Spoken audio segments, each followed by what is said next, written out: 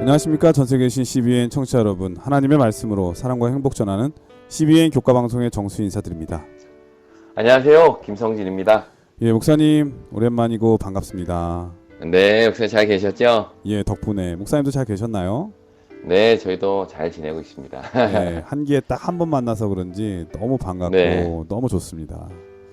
아무튼 공부 중에 계신데 공부를 다 끝날 때까지 가족 모두 늘 화목하고 건강하시기를 기원드리겠습니다. 고맙습니다. 예, 오늘은 1년의 마지막 분기죠. 제 4기의 시작인데요. 교과의 총 주제가 죽음 그리고 미래의 소망이라고 하는 주제입니다. 목사님께서 간략하게 총론의 말씀을 해주시면 좋을 것 같습니다. 네, 이번 교과는요, 우리에게도 너무 익숙한 개념이죠. 바로 선악의 대쟁투를 다루고 있는데요.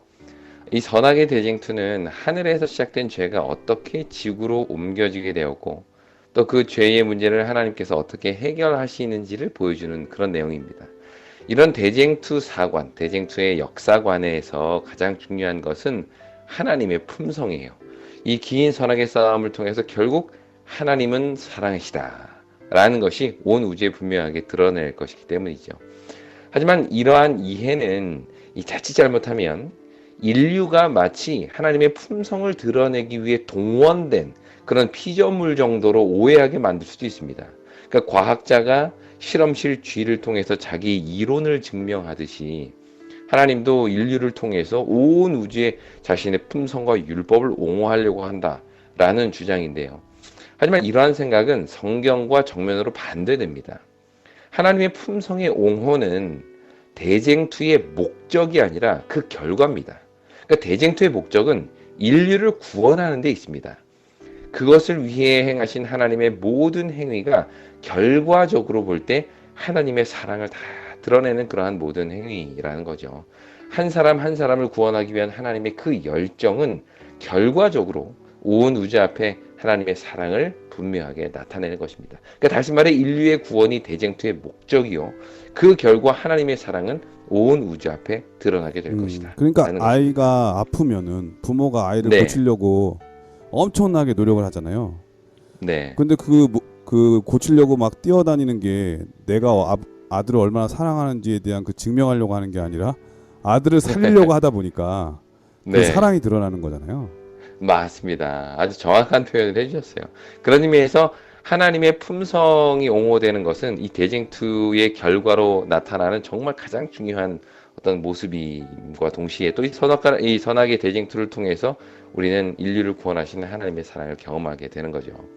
그런 의미에서 이 선악의 대쟁투를 인간의 죽음과 삶을 중심으로 이해하는 것은 매우 뜻깊은 일이라고 생각합니다. 왜냐하면 인간의 죽음이 하나님이 옳다는 것을 증명하기 위한 도구가 아니라 예수 그리스도가 십자가에 달리신 이유요 목적이기 때문입니다. 이번 교과는 바로 인류의 죽음과 삶이라는 관점으로 선악의 대쟁투를 재해석하고 있습니다. 왜 죽음이 인류의 운명이 되었고 하나님은 우리에게 완전한 생명을 주시기 위해 어떤 일을 하고 계시는지를 본 교과는 보여주고 있는데요. 아무쪼록 이번 교과를 통해서 나를 사랑하시는 하나님의 사랑을 깊이 깨닫고 날마다 소망 가운데 살아가는 우리가 되기를 간절히 바랍니다. 예, 누군가 그런 말을 했어요. 예, 죽음을 가르치는 것이 곧 생명을 가르치는 것이다라는 말을 했는데 저는 딱 맞는 말인 것 같습니다. 이 죄 문제에 대한 하나님의 계획과 우리 구원에 대한 그 문제를 이번 한 기 동안 배움으로써 하나님의 사랑을 더 많이 깨달을 수 있을 것 같습니다. 예, 오늘은 제 1과 첫 번째 4기의 첫 번째 교과 시간인데요. 제목은 완벽한 우주에서의 반역이라고 하는 제목입니다.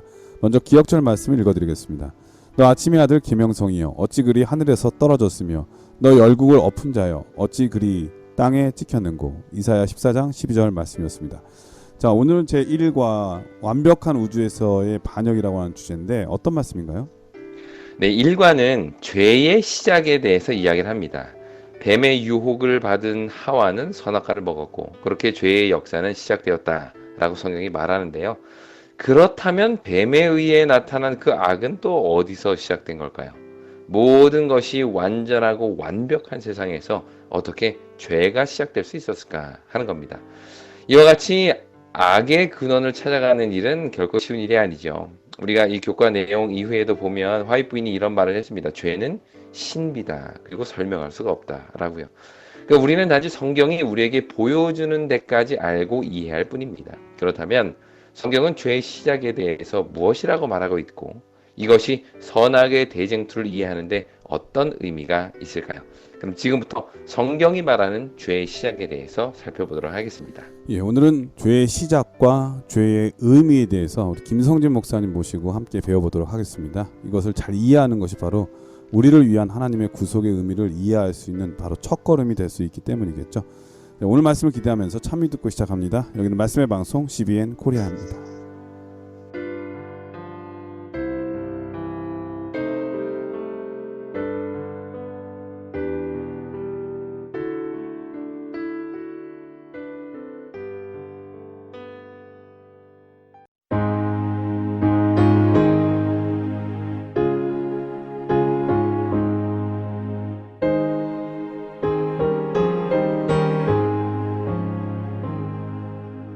귀한 약속 나의 맘에 항상 흘러넘치네 나의 곁에 사랑의 주 언제든지 계시네 귀한 약속 주의 사랑 말로 영영 오래도 고요한 밤 눈 감으면 귀한 약속 보이네. 예, 참미 잘 들었습니다. 이럴 써지는 창조, 사랑의 표현이라고 하는 제목인데요. 어떤 말씀일까요? 하나님을 정의하는 다양한 표현 중에 가장 포괄적이면서도 또 핵심적인 표현. 그게 바로 요한일서 4장 7절로 8절입니다. 사랑하는 자들아, 우리가 서로 사랑하자. 사랑은 하나님께 속한 것이니 사랑하는 자마다 하나님으로부터 나서 하나님을 알고 사랑하지 아니하는 자는 하나님을 알지 못하나니 이는 하나님은 사랑이심이라. 여기 7절에 보면 먼저 성경은 사랑이 하나님께 속했다. 하나님께 속한 것이다. 라고 말합니다. 이 말의 원래 의미는 사랑은 하나님으로부터 나왔다. 라는 뜻인데요. 여기에 사용되는 이 헬라어 에크라는 단어가 무엇으로부터 영어로는 from입니다. 그러니까 요한은 여기서 사랑이 하나님으로부터 왔다. 라고 이야기를 하는 거죠. 사랑의 근원, 그 사랑의 시작이 바로 하나님이라는 겁니다.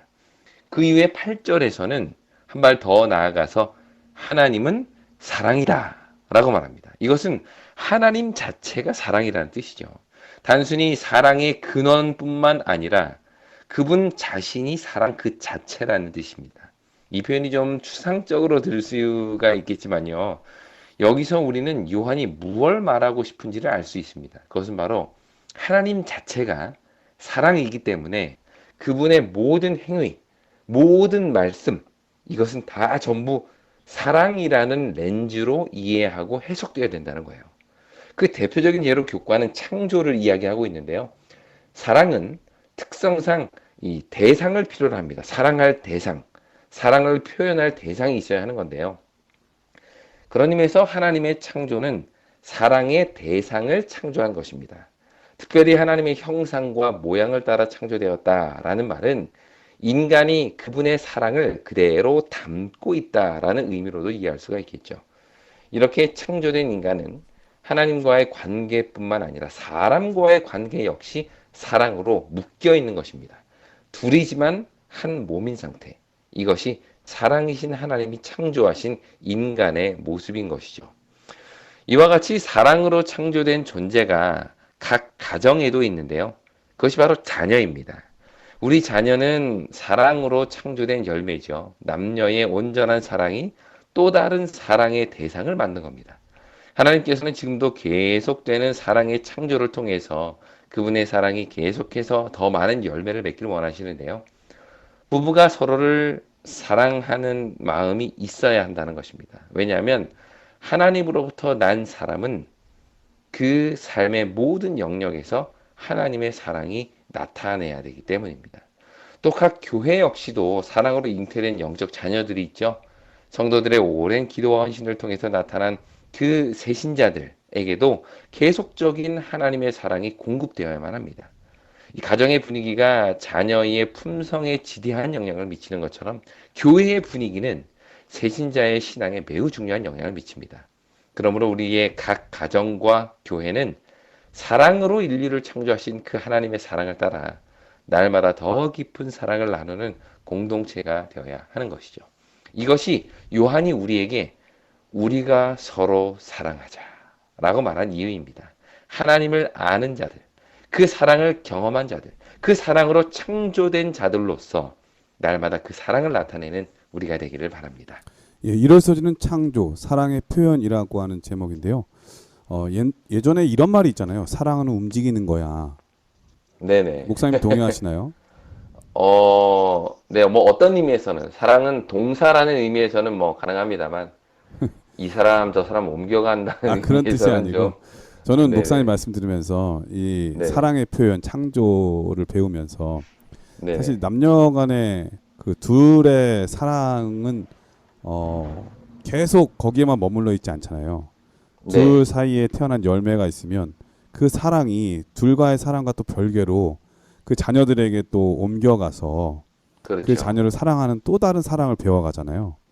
그런데 저는 가끔씩 이 할아버지 할머니들이 손주 손녀를 사랑하는 그 모습을 보면 물어보고 싶을 때가 있어요. 그래서 물어보면은 이 자녀를 키울 때하고 또 다르다고 하는 거를 많이 말씀하시거든요.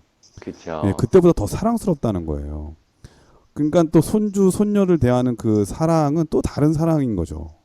그러니까 사랑은 움직이면서 계속 커져가고 그 힘이 더 커지는 것 같은 그런 생각이 듭니다. 이렇게 사랑받는 존재들이 바로 우리들인데요. 그러면 이런 사랑을 보답할 수 있는 길은 무엇일까? 저는 부모로서 자녀를 키우다 보니까 우리의 자녀들이 진리 안에서 행한다고 하는 소식, 이러한 모습, 이보다 더 큰 기쁨이 없는 것 같은 생각이 듭니다. 바로 부모 마음인데요. 우리의 하나님의 마음도 그렇지 않을까 생각이 되어지고요. 사랑받는 우리들도 진리 안에서 행함으로써 하나님께 사랑을 돌려드리는 우리가 됐으면 정말 좋겠습니다. 월요일 서지는 자유의지, 사랑의 기초라고 하는 제목인데요. 어떤 말씀일까요? 네, 이를 소지에서는 두 가지 이야기를 했죠. 첫째는 하나님은 사랑이시다라는 것이고, 둘째는 하나님의 창조는 바로 그 사랑의 표현이다. 이 두 가지를 함께 살펴보았습니다. 월요일 소지에서는요, 사랑의 중요한 특징인 자유의지에 대해서 이야기를 하고 있어요. 이것이 중요한 이유는 하나님께서 왜 죄를 허락하셨는가라는 질문에 대한 답이 되기 때문인데요.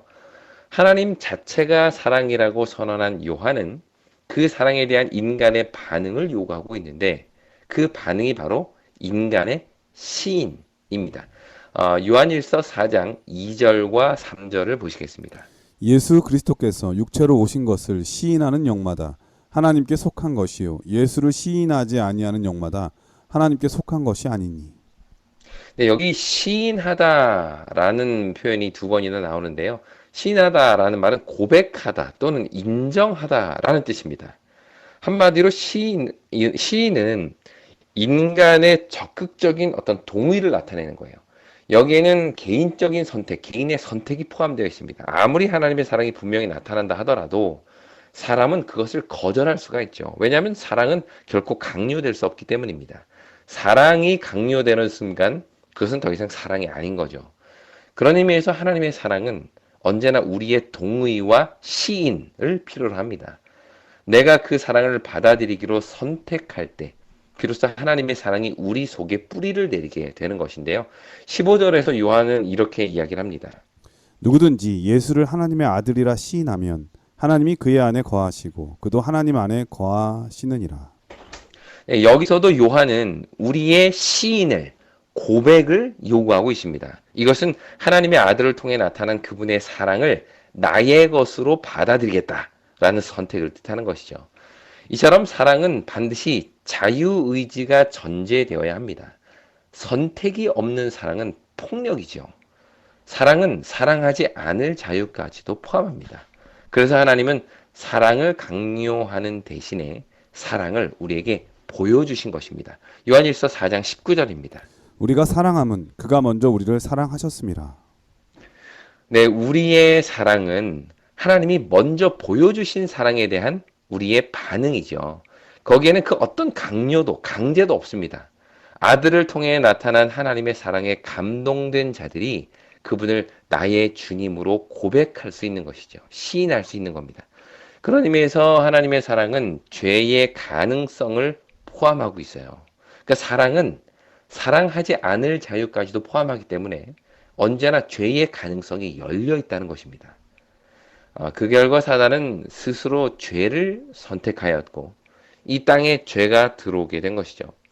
어찌 보면 사랑이 하나님이 왜 죄를 허락하실까라는 의문이 들기도 하지만 그것이 바로 사랑입니다. 사랑은 사랑하지 않을 자유까지도 포함하고 있기 때문이죠. 그래서 하나님은 늘 우리에게 강요 대신 감동을 주십니다. 그렇게 사랑에 감동된 자들이 하나님을 선택하는 것. 이게 바로 진정한 사랑이기 때문이죠.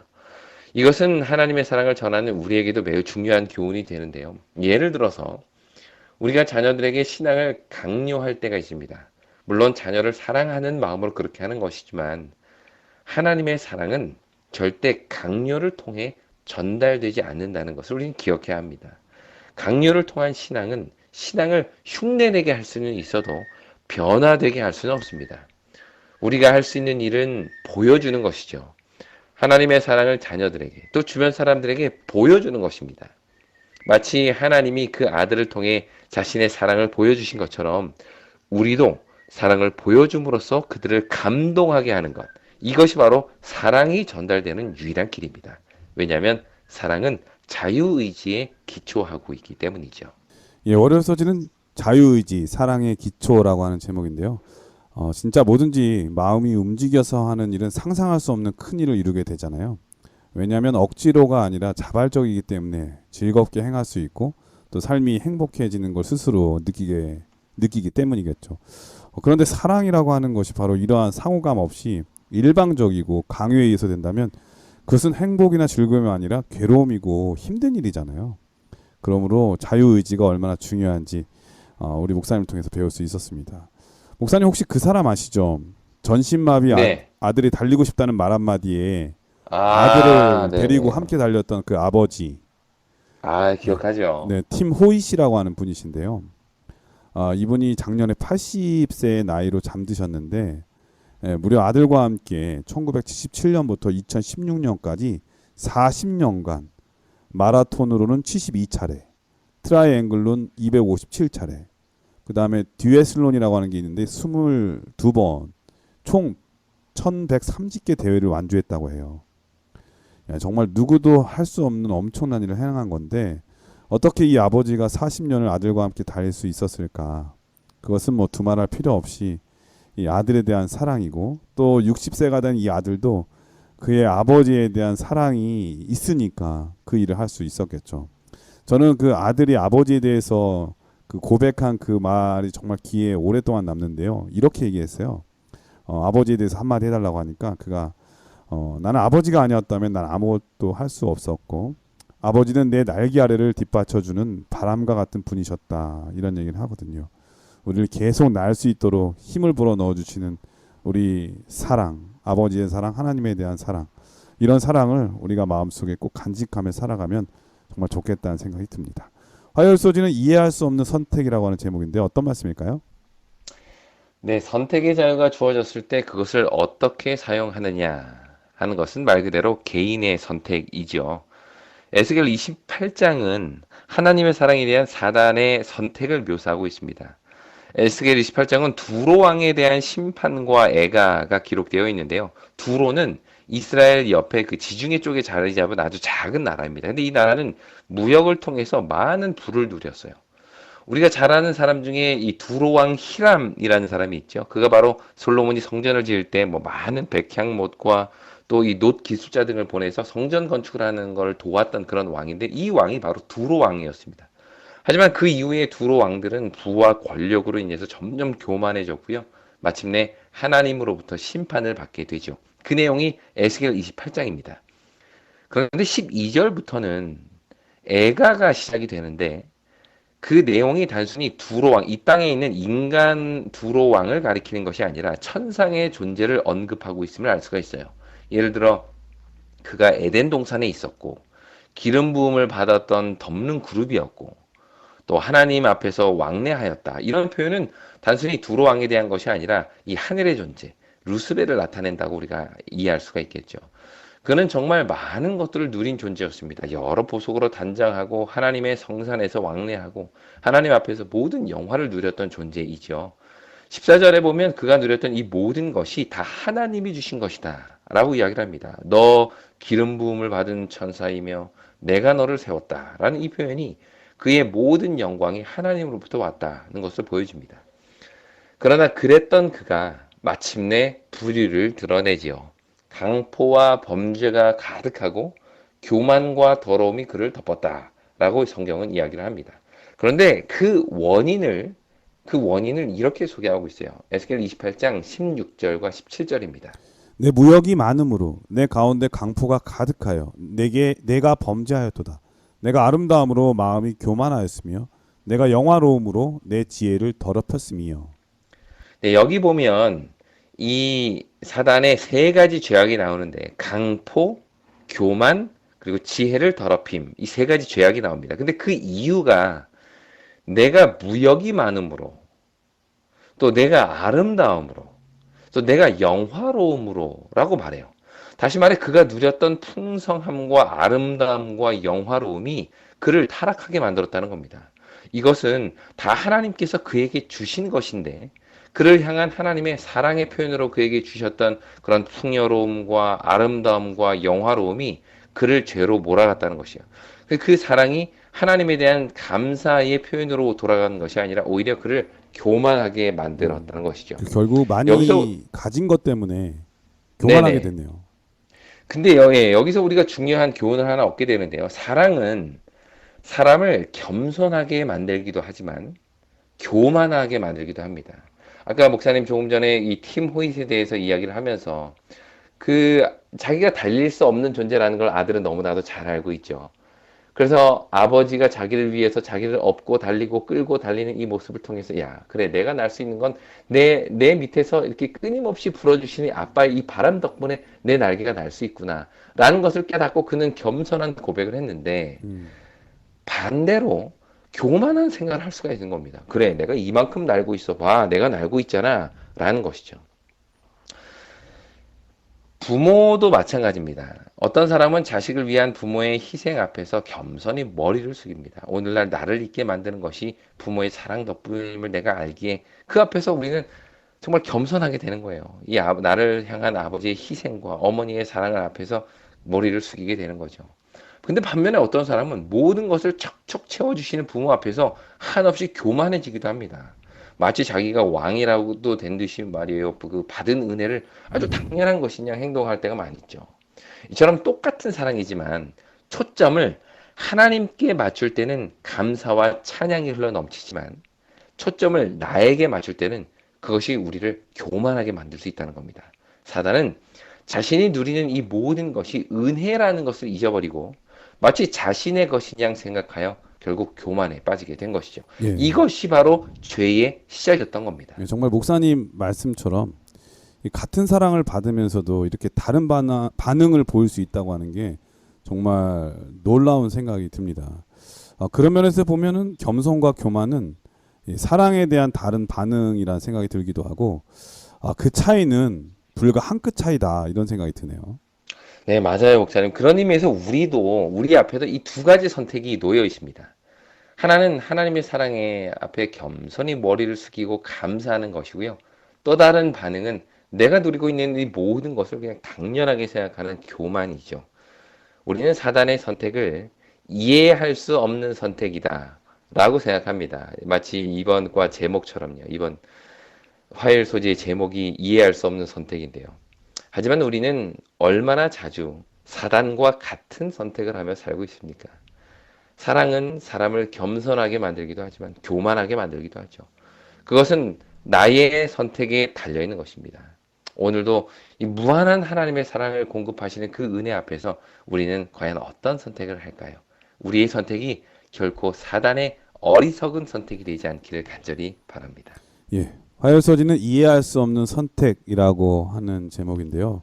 예, 하나님의 보좌 가장 가까이에서 봉사하던 이 루스벨 천사장이 하나님의 능력과 은혜를 가장 많이 경험하고 깨달았을 것이 분명한데 그럼에도 불구하고 도리어 타락의 이유가 되고 말았다는데 충격을 받습니다. 그런 면에서 우리도 얼마든지 그렇게 될 수 있을 것 같은 생각이 드는데요. 예, 하나님의 사랑에 대한 잘못된 반응, 즉 자기 중심적인 이기심으로 나타나면 그것이 바로 교만이라고 하는 것을 배울 수 있었습니다. 우리가 가진 재물, 그것도 다 하나님의 은혜인데 돈이 많다고 해서 내가 다른 사람보다 더 가치 있다고 여기는 사람들 세상에 많잖아요. 지식도 그렇고요. 명예도 마찬가지고. 그 모든 것이 하나님께서 우리를 사랑하셔서 주신 주의 은혜라고 생각하면 겸손해질 텐데 그러면은 이거 내 거가 아니기 때문에 함께 나누는데 실천을 하고 또 다른 사람의 행복을 위해서 더 많이 노력하고 애쓰는 사람이 될 텐데 그렇지 않은 다른 반응으로 나타날 때 잘못된 선택, 이해하기 쉽지 않은 선택을 하게 되면 나도 힘들고 모든 사람이 다 힘들 수 있다고 하는 것을 오늘 이 천사장 루스벨의 잘못된 선택을 통해서 배울 수 있는 것 같습니다. 우리 모두는 좋은 선택을 하며 하나님께서 원하시는 선택으로 나도 행복하고 다른 사람도 행복한 그런 삶이 되었으면 정말 좋겠습니다. 그럼 여기서 찬미 한 곡 들으신 다음에 계속해서 수요일 목요일 소지를 공부하겠습니다. 여기는 말씀의 방송 CBN 코리아입니다.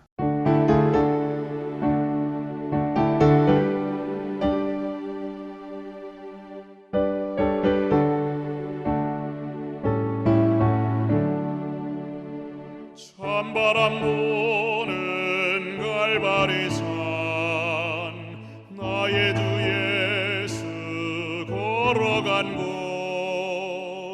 나 같은 죄인 살리시려 가진 것 모두 주셨도다 오 사랑하는 귀하신 주 오늘도 험한 저 갈바리에 못 박혀 피를 흘려주시니 내가 참 생명 얻는도다. 예, 수요일 소지는 자만심의 대가라고 하는 제목입니다. 어떤 말씀인가요? 네, 사단의 타락을 묘사하는 또 하나의 성경절이 있는데요. 그게 바로 이사야 14장입니다.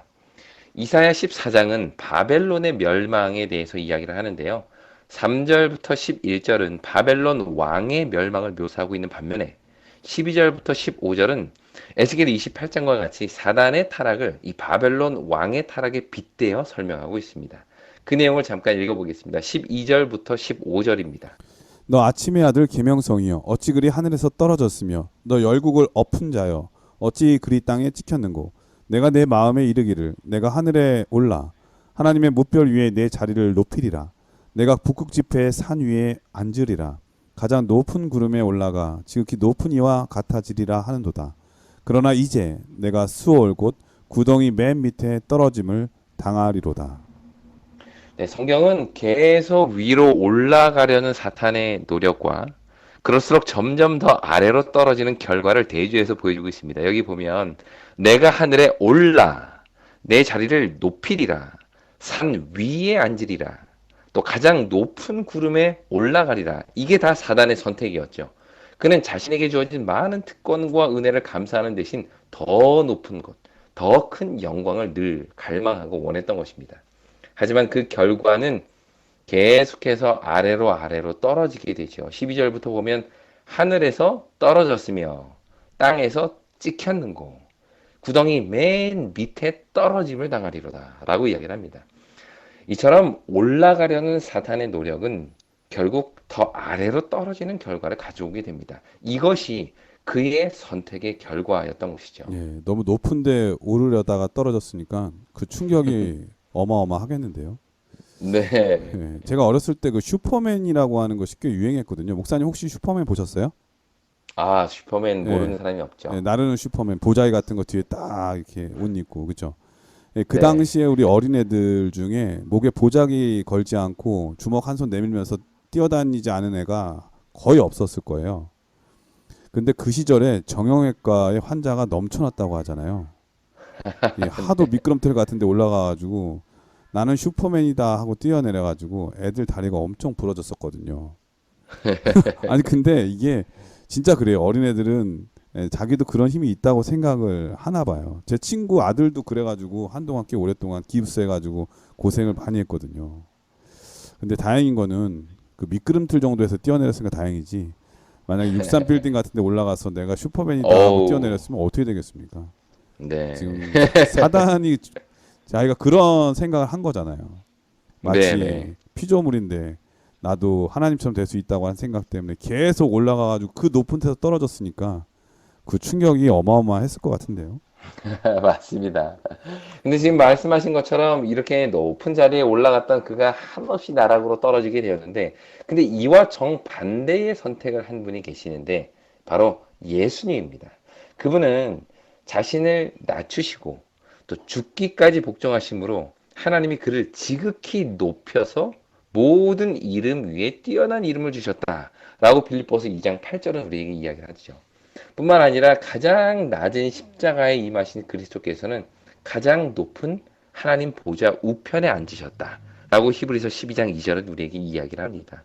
이 보좌는 예수님께서 가장 낮아지심으로 앉게 된 이 보좌는 이사야 14장에서 사탄이 그토록 앉고 싶었던 바로 그 자리였어요. 그러나 그 자리는 자기를 높이는 자가 아니라 오히려 낮추는 자에게 주어진다는 사실을 그는 모르고 있었던 것입니다. 이처럼 하나님의 사랑을 깨달은 자는 그 사랑 앞에서 더 낮아집니다. 지금 내가 누리고 있는 이 모든 은혜가 예수님의 희생 덕분임을 알기 때문에 우리는 결코 교만할 수가 없는 거죠. 그럼에도 불구하고 여전히 내 속에 교만이 있는 것은 그만큼 하나님의 사랑이 내 속을 채우지 못하고 있기 때문이 아닐까요? 사랑은 사람을 겸손하게 만듭니다. 바울이 고린도전서 13장 4절에서 사랑은 교만하지 아니하며 라고 말한 이유도 바로 여기에 있겠죠. 이처럼 우리에게 교만하지 않는 사랑, 그 사랑이 늘 가득하기를 간절히 바랍니다. 예, 수요일 소지는 자만심의 대가라고 하는 제목인데 목사님이 지금까지 살면서 가장 높이 올라간 산은 몇 메타나 되시나요?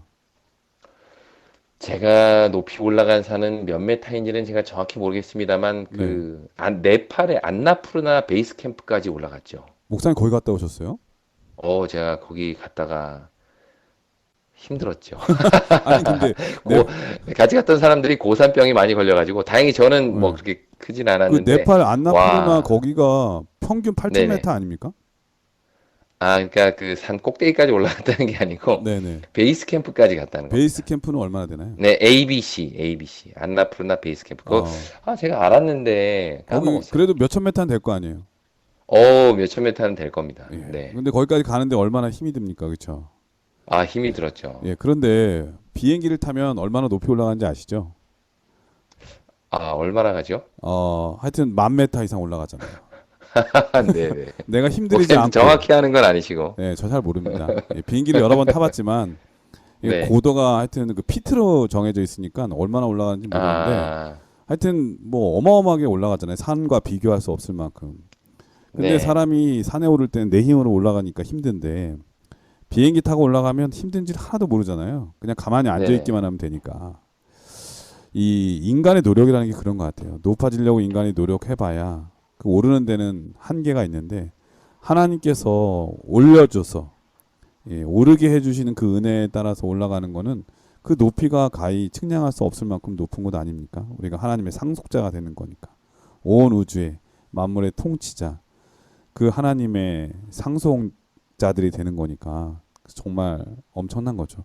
그런데 그렇게 올라가기 위해서는 스스로 노력해서가 아니라 바로 하나님 그 마음을 담고 예수님한테 그 겸손함을 배워서 겸손한 사람만이 올라갈 수 있다고 하는 것을 우리 예수님의 삶을 통해서 배울 수 있는 것 같습니다. 우리 모두 겸손함으로 하나님께서 높여주셔서 그 자리에 앉는 우리 모두가 됐으면 정말 좋겠습니다. 목요일 소지는 불신의 확산이라고 하는 제목인데 어떤 말씀인가요? 네, 사탄의 교만으로부터 시작된 이 죄가 하늘뿐만 아니라 이 땅도 오염시키게 되죠. 하나님과 같이 되고자 했던 사탄은 동일한 내용으로 하와를 유혹합니다. 그것은 바로 야, 너 선악과를 먹으면 하나님과 같이 될 수 있어 라는 것이었죠. 인류는 사탄이 무너졌던 그 동일한 지점에서 또다시 무릎을 꿇게 되고요. 그렇게 이 땅에도 죄가 들어오게 됩니다. 이것이 바로 이 땅으로 이어지는 선악의 대쟁투의 역사인데요. 교가책은 이 계시록 12장에 나타나는 대쟁투를 다음에 세 단계로 구분하고 있습니다. 첫 번째 단계는요, 이 루시퍼와 그를 따르는 하늘 천사의 3분의 1의 반역으로 하늘에서 시작된 것, 하늘에서 시작된 이 대쟁투가 첫 번째 단계고요. 두 번째는 그리스도께서 십자가에서 이루신 결정적인 승리, 이것이 바로 두 번째 단계입니다. 그리고 마지막 세 번째 단계는 하나님의 마지막 때 남은 자손을 대상으로 이루어지는 지금 현재 우리가 겪고 진행되고 있는 영적인 대쟁투. 그러니까 지금 대쟁투는 우리는 이 3단계에 이제 있는 것이죠. 하늘은 땅과 긴밀하게 연결되어 있습니다. 우리 눈에 보이지는 않지만 영적인 싸움이 날마다 우리의 삶에 이 3단계가 치열하게 벌어지고 있는 것이죠. 전쟁에서 가장 위험한 사람은 자기가 전쟁 중인지도 모르는 사람입니다. 우리의 삶이 그럴 수도 있죠. 순간마다 이루어지는 이 선택들 앞에서 우리는 과연 무엇을 선택하고 살고 있을까요? 무엇을 쫓고 또 무엇을 즐기면서 날마다 살고 있습니까?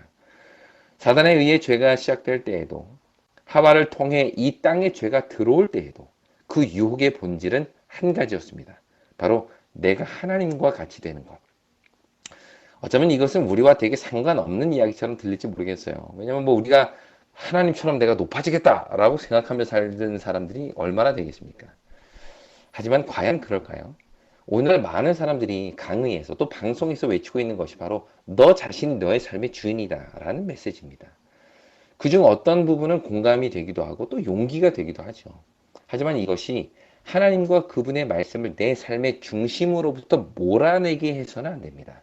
하나님이 뭐라고 하든 성경이 어떻게 말하든 내가 좋아하는 대로, 내가 원하는 대로 선택하라. 왜냐하면 내가 내 삶의 주인이기 때문이다. 네.